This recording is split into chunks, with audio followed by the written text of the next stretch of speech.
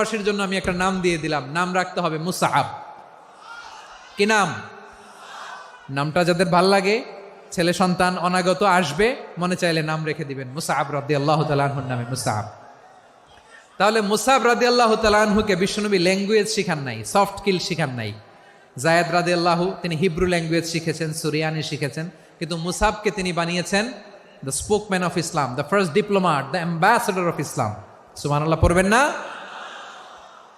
আব্দুল্লাহ ইবনে আব্বাস রাদিয়াল্লাহু তাআলা আনহু বিশ্বনবীর কাজিন, চাচাতো ভাই। আবার মাইমুনা রাদিয়াল্লাহু তাআলা আনহু, মাইমুনা নবীর স্ত্রী, তিনি ছিলেন আব্দুল্লাহর আপন খালা। তো নবীর বউ যদি ওনার খালা হয়, নবী তার কি? বুঝে নাই, নবী তার কি? খালু। তাহলে সম্পর্ক অনেক গভীর, কাজিন আবার খালু। ছোট্ট মানুষ, তাই রাতে মাঝে মাঝে ঘরে থাকতো।